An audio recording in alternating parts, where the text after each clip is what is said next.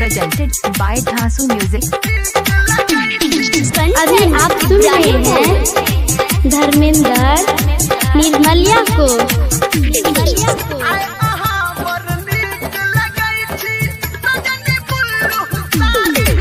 हाँ उगलै जोरिया एना जेना लागे हमारा बारी में, ये उगलै जोरिया एना जेना लागे हमारा बारी में।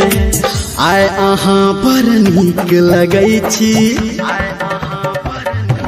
हाँ हाँ आय अहाँ पर नीक लगै छी सजनी गुल्लू साड़ी में। आय अहाँ पर नीक लगै छी सजनी गुल्लू साड़ी में।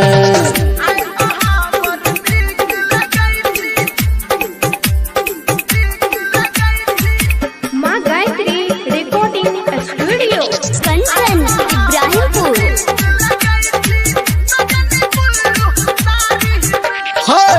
गाम गाम गाम कैया अहाँ के बदनिए,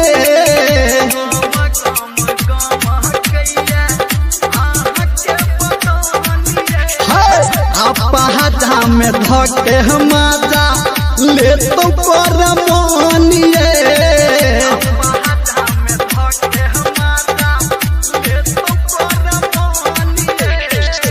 अपहाजा में धके माजा ले तो कर मानिए।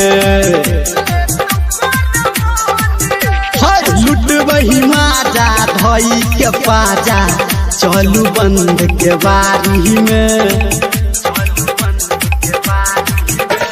लुट बही माजा धई के पाजा चलू बंद के बारी में।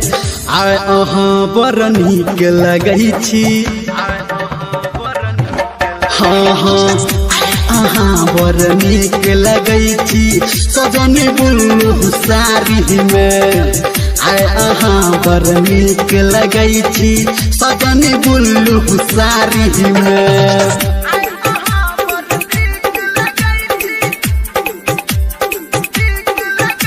Singing by power star Dharmendra Ibrahimpur.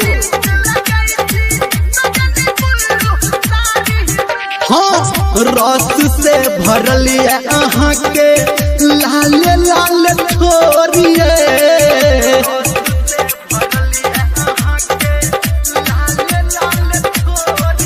हाँ अहाँ के जोड़ा नहीं छे अहाँ छी बेजोरिए।